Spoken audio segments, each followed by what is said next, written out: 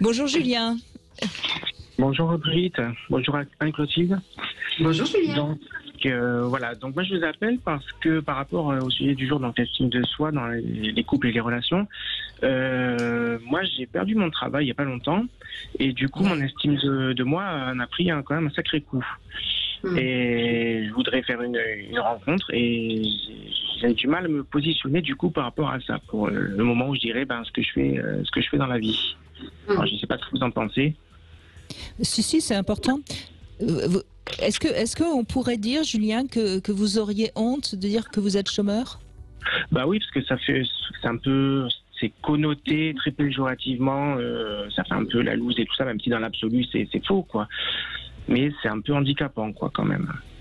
Donc du coup, j'en suis arrivé à me demander si je ne devrais pas mettre entre parenthèses mon désir de rencontrer quelqu'un jusqu'à ce que j'ai retrouvé un travail. Anne-Clotilde, qu'est-ce que vous diriez à Julien? Qu'est-ce que je dirais à Julien? Que bien sûr, je comprends votre difficulté et que quand on est un homme, c'est encore un peu plus difficile que quand on est une femme parce que justement, un des critères d'estime de soi, c'est d'avoir, comme disait ma grand-mère, une bonne situation. Bon.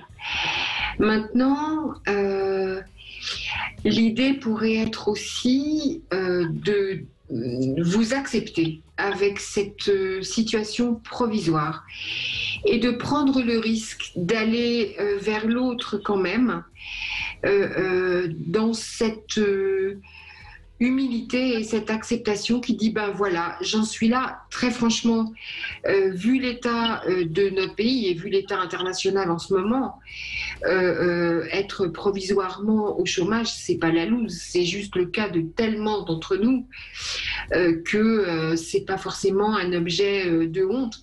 L'idée est que vous puissiez dépasser cette honte précisément en acceptant votre situation et en proposant à une femme en face d'accepter cette situation. Vous risquez peut-être à ce moment-là de rencontrer justement des femmes qui sont particulièrement des nanas bien.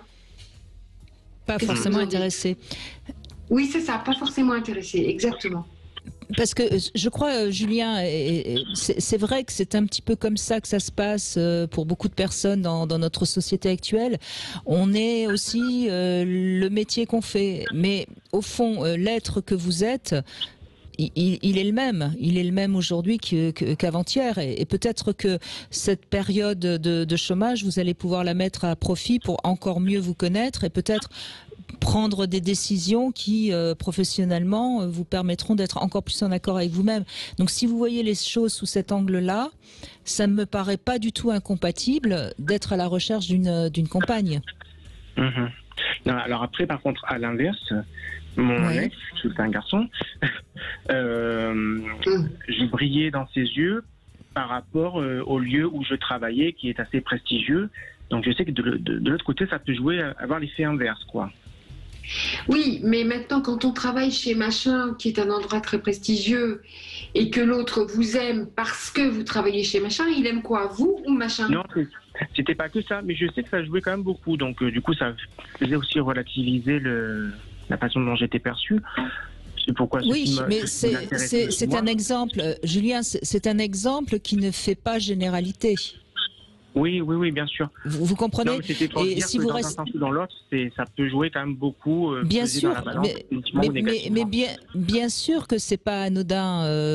Je suis complètement d'accord avec vous, et on va pas. Ce serait ridicule de nier le statut social. Le statut social fait partie des choses qui nous définissent. Je suis totalement d'accord avec vous, Julien.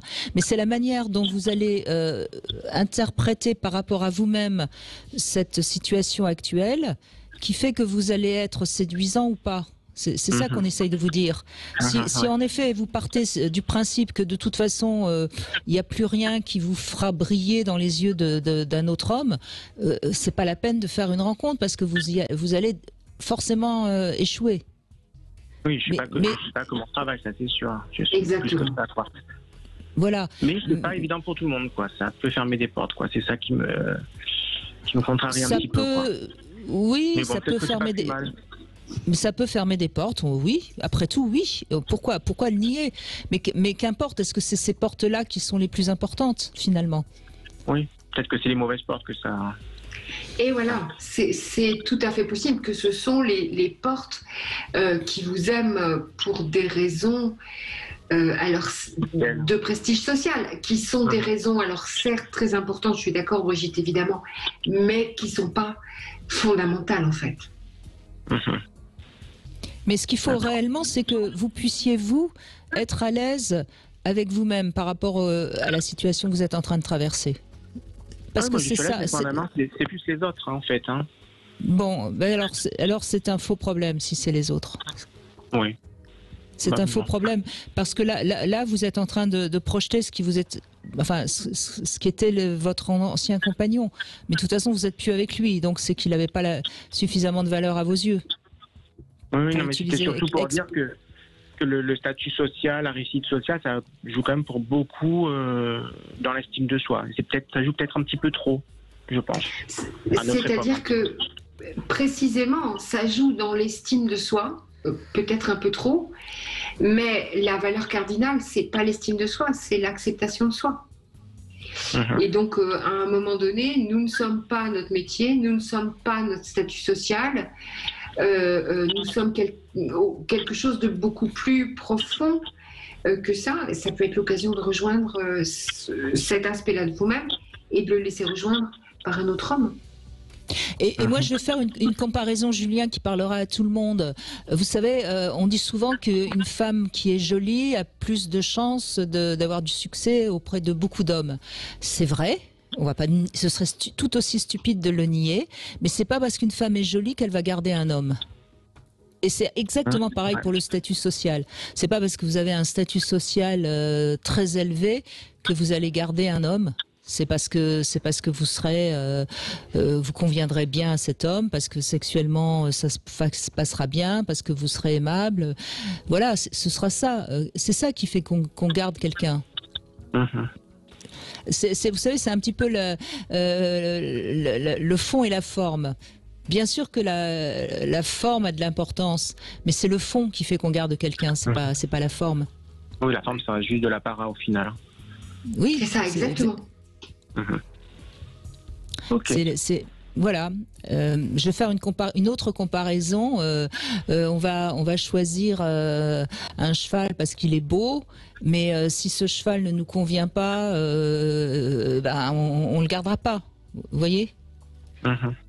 Mais c'est vrai que naturellement, on va plutôt être attiré par un cheval qui a de la prestance, qui est beau, qui a eu des résultats, etc., etc. Mais est-ce que c'est ça qui fera la vraie entente et le fait qu'on le gardera? Non. Et c'est pareil pour le statut social. Mais encore une fois, faut que vous soyez à l'aise, vous, avec votre situation actuelle. Et à mon avis, pour que vous soyez plus à l'aise avec votre situation actuelle, il faut que vous en fassiez un petit peu un bilan personnel. Qu'est-ce que, au fond, bon, vous avez perdu votre emploi, pourquoi, quelle est votre part de responsabilité? Si vous en avez absolument aucune, bah déjà ça va vous mettre à l'aise. Et puis ensuite, qu'est-ce que vous avez? C'est à cause du Covid, hein. Donc. Bon, donc vous n'y êtes strictement pour rien, on est bien d'accord. Et puis donc maintenant, qu'est-ce que vous allez en profiter et qu'est-ce que vous avez comme désir de faire par la suite, parce que c'est ça aussi que le compagnon que vous allez rencontrer va peut-être questionner. Si vous êtes là en train de dire « Oh, moi je suis au chômage, je suis content d'être au chomage et puis je m'affale dans mon canapé », c'est sûr que ça ne va pas vous rendre séduisant. Mais si vous avez des... voilà, exactement. Mais si vous avez des projets ambitieux ou même des projets originaux, aventureux, etc., ça peut franchement séduire. Faut faire de autre chose. C'est ça, exactement. Ok. Voilà. Bon, écoute, merci beaucoup pour vos conseils, en tout cas. Je vous en prie, Julien. Et votre témoignage est important parce que c'est vrai que dans la situation actuelle, vous n'êtes pas le seul et ça parle peut-être à d'autres personnes qui nous écoutent. Merci beaucoup, Julien. Merci à vous. Une petite pause, Anne-Clotilde Ziegler, et on se retrouve dans un instant.